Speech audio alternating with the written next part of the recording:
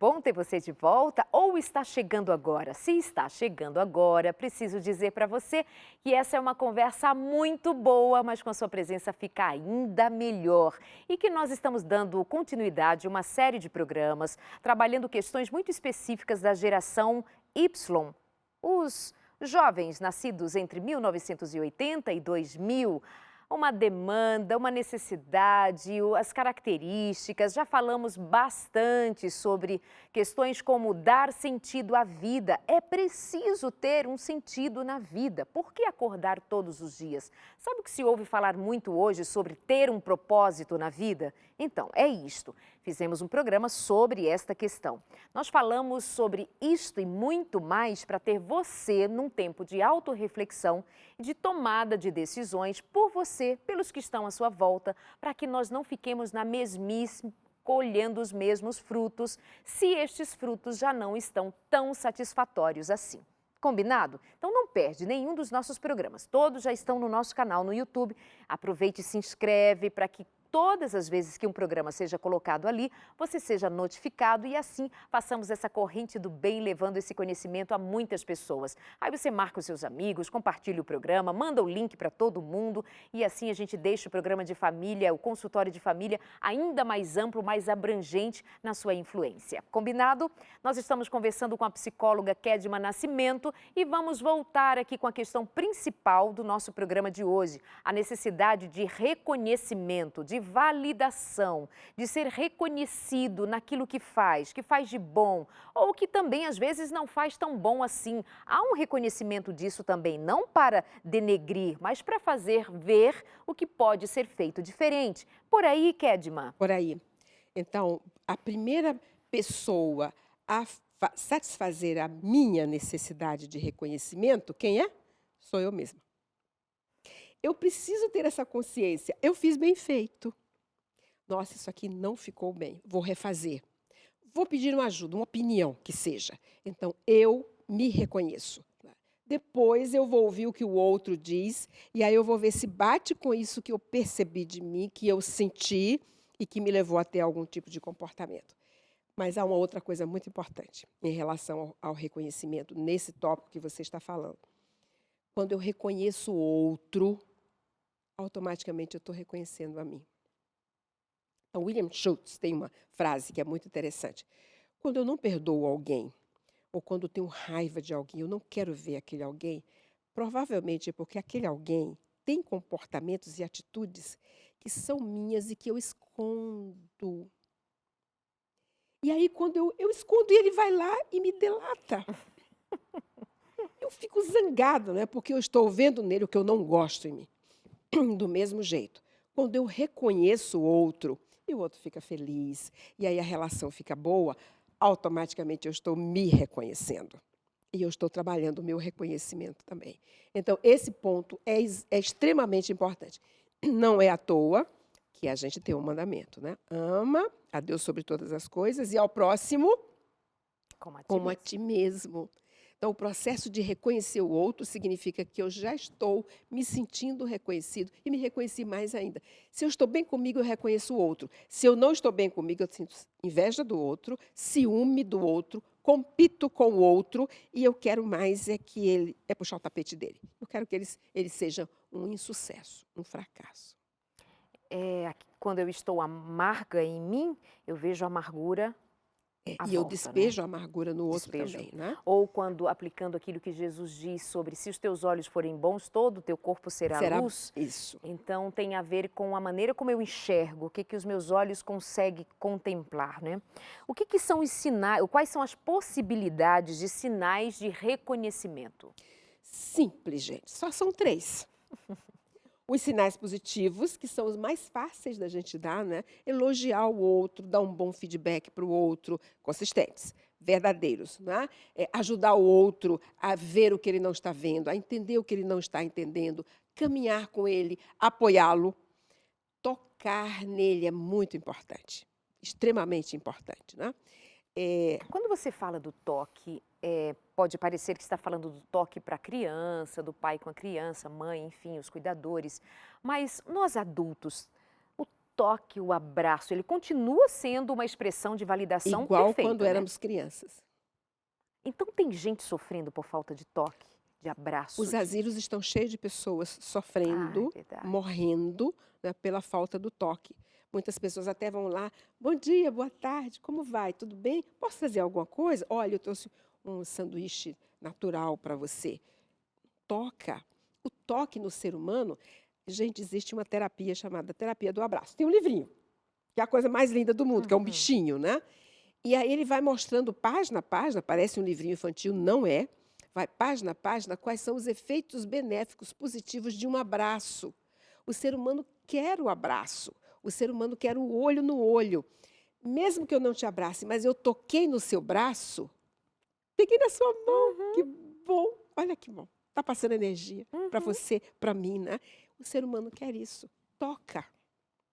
E assim, isso aí não vai ser um assédio. Porque eu estou te dando o quê? Carícias positivas, carícias quentes. É isso que o Eric Berne diz. São 3 possibilidades. A primeira, as carícias quentes, que é o elogio, que é o toque, que é o caminhar junto. Nossa, você está sofrendo e eu vou lá. E parece que eu estou sofrendo com você, mas eu, às vezes, nem estou falando nada. Eu só estou sentada ao teu lado. E você depois fala, obrigada, você me apoiou tanto, mas eu não fiz nada. Foi um toque. Então, as carícias quentes são a primeira possibilidade, que são os reconhecimentos positivos, que me trazem prazer, que me trazem alegria, que me fazem querer acordar no outro dia, que me fazem querer montar um projeto, que me fazem descobrir qual é a minha missão. Então, na nossa igreja, tem um exemplo muito claro. Maranata.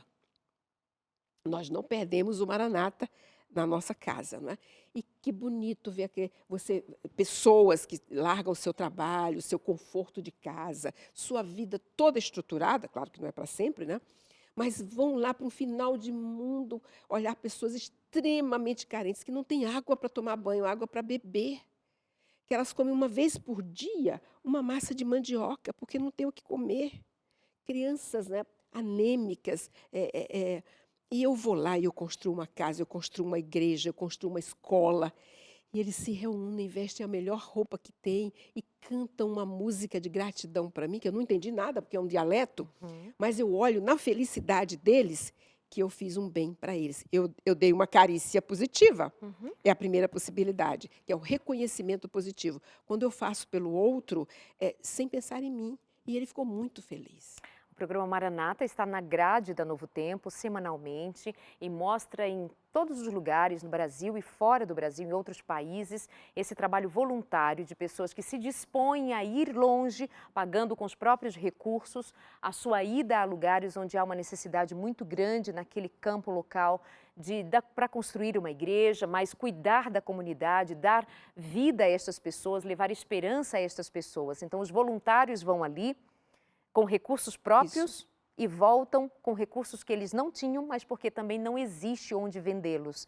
Alguma coisa que vem da graça de Deus para cada um de nós quando nós nos colocamos para servir ao outro. Então não perca, não tem os horários agora, mas a produção vai providenciar para você saber os horários do programa Maranata aqui na grade da Novo Tempo para você. Em especial no sábado. Especialmente no sábado. No sábado. Vejam, essa semana eu assisti o Médicos Sem Fronteiras. E são médicos que não estão ligados a nenhuma entidade religiosa. Mas eu conheço os médicos, eles são aqui de Campinas, né? Por acaso eu conheço os médicos. E eles pedem ajuda ao Exército, e vai todo tipo de especialidade, eles vão para o Amazonas, para aquelas regiões distantes, ribeirinhas. E lá, os índios, principalmente velhos, eles não enxergam mais por causa da catarata. A alimentação também faz isso, né? E o que acontece? Eles não alimentam mais o velho cego para que ele morra. Meu Deus. Então, os Médicos Sem Fronteiras chegam e olham as mulheres, fazem partos, sabe, tira mioma, tira isso, aquilo, outro, e fazem a catarata. Eles fazem a cirurgia, ficam nas redes lá, porque o Exército monta um barracão imenso com redes, né? E eles dizem assim, olha, na hora que eles tiram os tampões dos olhos, que aí o índio velho enxerga, ele começa a chorar e fala, eu vou viver, eu vou viver. Isso é carícia quente, isso é reconhecimento. E ele abraça o médico e fala, você me deu a vida por causa de uma cirurgia de catarata. Exatamente. Que lindo. Uhum. Minha filha que está aqui no estúdio, a Sudaleif, já esteve numa dessas missões para a Amazônia, né, filha? Rafael já esteve na missão Maranata também, construindo igrejas. E de fato, é muito bonito ver a volta, como traz bagagem. A Sudaleif já esteve na Índia também, e vivendo uma experiência de necessidade junto a crianças. É voltar para casa com uma outra bagagem, que Você só está me falando esse que tipo são... de experiência dá. Você estava falando que são 2 jovens que têm sentido de vida, é isso? Tem, amiga. Parabéns, Tanto sentido que parabéns. resolveram casar, ir para longe. Estão indo morar Aham. na Alemanha. Ele é Então. pastor, Rafael é pastor. Eu tenho que chamá-lo de pastor Rafael. Então, E eles estão indo nesse sentido de vida. E tem significado na base, na família, claro. na perspectiva de um aprendizado. Então, aos pais, considerem levar seus filhos ou deixar que seus filhos experimentem ajudar ao outro, ver a necessidade do outro, enxergar além de si, pensar no outro mais do que em si mesmo. Considere que isso faz parte da estrutura de uma vida saudável, não pensar somente em si. Pensa nisso e trabalhe isso com seus filhos. Mandem para a missão, mandem para servir. Se não é para longe, comece servindo em casa, ajudando você mesma, enquanto mãe, sendo ajudada pelos seus filhos. Ajudar o pai, validar o que acontece dentro de casa, no sentido de ajudar, de auxiliar uns aos outros. Darleide, esse é um ponto positivo da geração Y. Ela não é arrogante no sentido do dinheiro, da opulência, da riqueza, do status, né? Não, ela gosta de ajudar o outro. E ela vê a necessidade do outro, ela vai ao encontro do outro, porque ela tem a necessidade também. Uhum. Que mais? E você me fez uma pergunta que eu quero terminar de responder. São 3 possibilidades. A primeira, que são os sinais de reconhecimento positivos. A segunda, os sinais de reconhecimento negativos, que trazem desprazer, que geram a depressão, que trazem a tristeza, a culpa, que geram um mal-estar, né, generalizado. E depois a ausência total de sinais de reconhecimento. Gente, é tão incrível essa necessidade de reconhecimento que quando eu ignoro o outro totalmente, ele faz qualquer coisa e ele implora que eu dê até sinais de reconhecimento negativo para ele, mas que eu diga que ele existe. Então, ignorar o outro, isolar o outro, não perceber o outro é o pior sinal de reconhecimento, que é a ausência total de reconhecimento que se pode fazer. Por exemplo, em clínicas testando isso, né, algumas crianças, né, que viviam em creches, não tinham pais, etc., e iam ser adotadas, orfanatos, iam ser adotadas. E quando chegavam na casa nova, com os pais novos, a forma que essas crianças tinham de pedir reconhecimento era mordendo. Olha, eu já sofri tanto isolamento, tanta ausência, que eu vou te morder. Para você me xingar, me bater, me dar um sinal de reconhecimento negativo, mas dizer que eu existo para você. Deu para entender? Claro.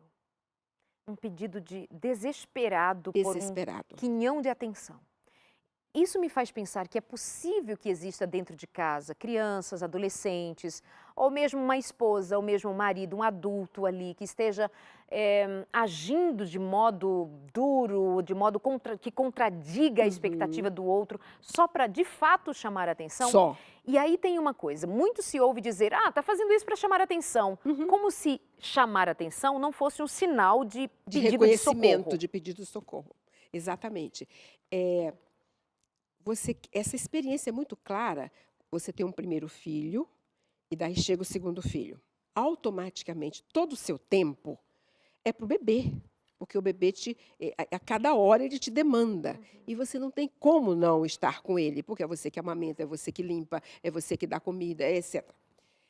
Como é que se sente o primeiro filho? Isolado, rejeitado. E aí o que ele faz? Ele regride. Ele começa a chupar a chupeta do irmão, ele quer a mamadeira do irmão, às vezes ele quer o peito. E quando ele sente que não tem ninguém presente, ele vai lá e mete a mão no irmão. Bate na cara, né? O belisca, faz alguma coisa. Você tomou o meu lugar. Eu perdi o meu reconhecimento na relação porque você chegou e agora tudo é só para você. Não é uma criança má, é uma linguagem. Não, é uma linguagem. E aí, ontem, quando eu vinha no avião, foi muito interessante. Na mesma fileira minha, eu vim sozinha, em 3 bancos, e vinha do lado, vinha uma jovem mãe com uma filhinha de uns 7 anos, mais ou menos, e uma outra que era uma gracinha de 3 anos. E a de 3 anos, ela não parava. Ela ia para lá, vinha para cá, sorria para todo mundo, e terminou que começou a conversar comigo. Eu pedi permissão à mãe, peguei ela pela mão, trouxe para cá e disse: olha, a minha casa é maior, porque eu tinha 2 poltronas vazias. E ela, muito querida, e subiu na poltrona sozinha, eu só segurei na mão. E daí ela olhou para mim e disse: olha, eu ataquei meu cinto. Ela foi lá, atacou o cinto dela também, só não conseguiu amarrar, ou seja, ajustar. E daí ela sentou-se, ficou olhando para mim, como quem dizendo: olha, ela me percebeu. Ela não é minha mãe, mas ela me percebeu, ela me deu atenção. Eu dei sinal de reconhecimento para ela. E ela sorriu, eu brinquei com ela, mas gostosa, eu amassei. E a mãe lá de olho, né? E eu explicava para a mãe o que eu estava falando. Amassei o bracinho, amassei a perninha. Eu queria ela para mim, era muito gostosa, era gordinha, assim, querida. 3 anos. E daqui a pouco foi a hora do avião descer, então eu tirei o cinto e devolvi para a mãe. Mas o tempo todo eu comecei a prestar atenção à mais velha. Ela ficava emburrada, triste. Aí ela começou a dormir. Ela não olhou para a atenção que eu estava dando para a irmã, a propósito, para dizer assim: não estou gostando do que você está fazendo. Eu estava dando espinho frio para ela. Aí eu olhei para a mãe e olhei para ela, a mãe entendeu, aí a mãe foi, abraçou, disse: filha, está com sono? Aí eu disse: nossa, que menina linda. E ela deve ensinar para a pequenininha tudo de bom, não é? Porque ela tem jeito de inteligente, ela tem jeito de quem é carinhosa. Aí ela não sabia o que fazer com o elogio. Tirou o enfeite do cabelo, tirou o casaco. Eu falei: vai tirar a roupa toda.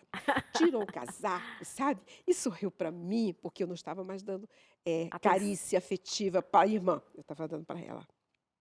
Então, eu sinto falta, eu quero, eu sinto ciúme. Então, o ciúme e a inveja vêm daí também. Por que ela tem e eu não tenho? E eu perdi totalmente depois que ela nasceu. É sempre assim, ok? E a terceira opção, então, é a ausência total. Então, tem o sinal positivo, tem o sinal negativo e tem a ausência total do sinal, que é a pior coisa que se pode fazer. São as 3 possibilidades. E o que dizer sobre os sinais condicionais, de reconhecimento condicional, e os sinais de reconhecimento incondicional? Deixei isso no texto que você vai pedir e que você vai receber, Isso. porque TV Novo Tempo, no programa da Darleide, ele quer ciência e quer profundidade, quer ajudar a quem é curioso, né? A quem é o audiente fiel.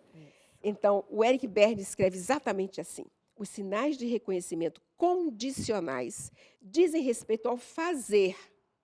O que é isso? Toda vez que nos expressamos sobre algo que tenha sido feito, estamos enviando sinais de reconhecimento condicionais, positivos ou negativos.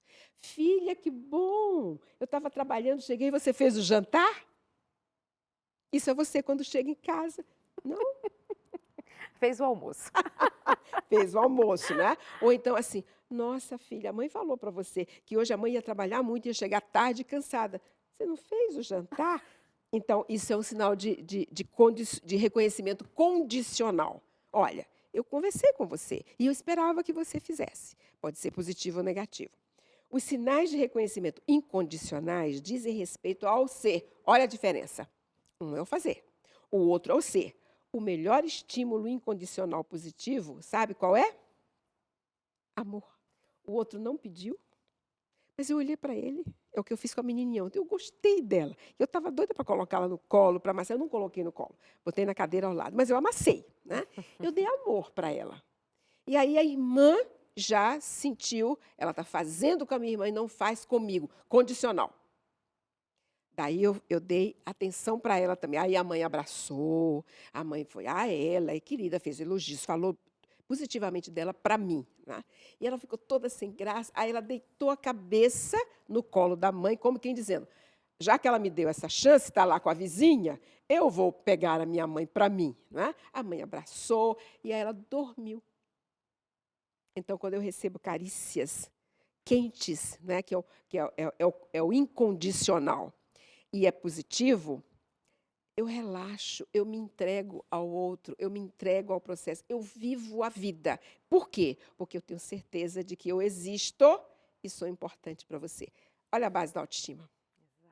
Estou desenvolvendo sentido de vida. Então, os 2 temas estão intrinsecamente somados, ligados. Não existe como refazer a minha identidade, construir a minha identidade. E essa identidade vai me fazer olhar para o futuro e chegar lá, não importam as dificuldades que eu tenha que vencer, sem dar sentido à vida e os sinais de reconhecimento. E aí tem uma coisa importante, não é, Darleide? Por quê? O meu comportamento para com os outros vai dar o tom do tipo de sinais de reconhecimento que ele vai me dar. Se eu sou uma pessoa exigente, chata, difícil, qual é o tipo de sinal de reconhecimento que o outro vai me dar? Feedback negativo, ele vai aprontar comigo, ele vai me bater, ele vai ser cínico comigo, ele não vai valorizar quem eu sou e ele pode me ignorar. Mas se eu sou uma pessoa que realmente na relação, não é na comunicação. Então, o conselho que eu estou dando para a geração Y e o conselho que eu estou dando para os educadores é: ajudem a geração digital a aprender a se relacionar. Se relacionar não é sair no final de semana para tomar uma bebida, encher os barzinhos, né? Não, é olhar no outro, é conversar sobre dificuldades, é trocar ideias, é falar sobre sentimentos, falar sobre emoções. Não é só citar, é falar. E é dar carícias positivas, dar atenção à carícia positiva, né? Elogiar o outro, mas com consciência e com equilíbrio. Esse equilíbrio é o que vai me fazer crescer na vida e cada vez me orgulhar mais de mim. E cada vez os outros me procurarem mais, gostarem mais da minha presença e solicitarem mais. E me darem como retorno sinais de reconhecimento positivos também. E aí eu continuo me revisando, me adequando. Veja, as crises existenciais a partir dos 22 anos de idade, e o Eric Erickson provou a existência das crises existenciais até os 94 anos de idade. A partir dos 22 anos, a cada 7 anos e até os 92 anos de idade. 94, porque ele morreu. Anos de idade. Porque senão ele teria continuado pesquisando. De repente, eu não sei se os discípulos dele continuam a pesquisa, não é? Mas isso é uma necessidade que existe desde o momento em que eu nasço até o momento em que eu morro. Não existe idade para isso. Como eu posso pensar assim, não, o fulano é tetraplégico. Não tem esse tipo de necessidade. Tem. E muitas vezes você vê um tetraplégico, como alguns cientistas, né, que usam a cabeça através de um computador e etc. E fazem diferença, agregam valor e buscam reconhecimento. Nossa, minha teoria foi aceita, ela foi importante para tal coisa. Eu ajudei alguém, mesmo sem mexer os braços, as pernas, mas a ciência já me deu a condição de conversar com o computador e o computador conversar com as pessoas, ou escrever o que eu penso e agregar. E provavelmente isso tenha sido motivo de contradizer a própria ciência, que dava poucos anos de vida para aquele indivíduo. Você não vai viver além disso, mas parece que o fator motivador era tão intenso, o desejo de realização e a própria realização era tão intensa que parece que foi gerando vida, gerando vida. Isso é uma necessidade de todos nós, que volta àquele ponto do propósito, né, da motivação, da necessidade de sermos motivados. Para que eu existo? Eu vim a esse mundo para quê? E em que eu faço diferença? Mas com consciência.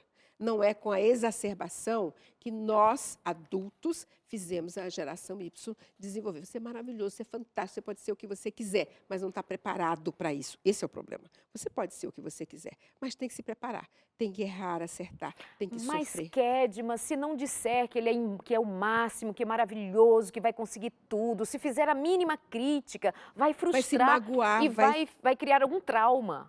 Vai ficar traumatizado. Esse é o meu medo, não é? É o medo. Não, não vai. Esse sofrimento, ele é positivo, é benéfico, vai fazer ele se repensar.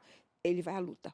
Agora, também é pesar para cuidar de não também ir para o extremo da negatividade. Não. O filho faz, fez. É assim mesmo. Estou isolando. Estou isolando. Então, é a outra que já foi comentado. Então, não é isolar, também não é superestimar, é dar o sentido certo, a nota certa, no equilíbrio certo. Fez, reconhece, aplaude. Não ficou legal, não vai aplaudir aquilo que não está bom.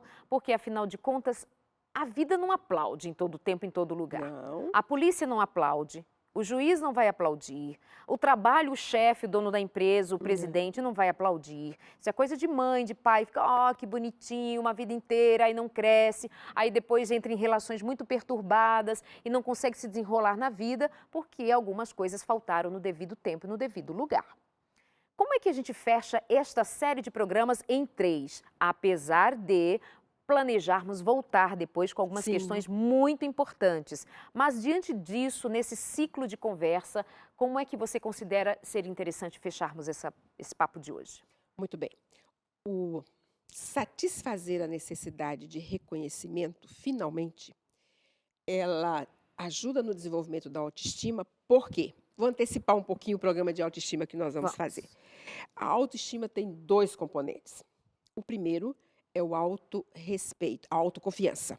A autoconfiança é a certeza que eu tenho de que sou competente para fazer determinadas coisas na vida. Eu confio que eu vou aceitar o desafio e eu vou dar conta. Não significa que vai ser fácil, mas eu vou me esforçar, eu vou cair, levantar, errar, acertar e eu vou chegar lá. Eu vou buscar a condição para.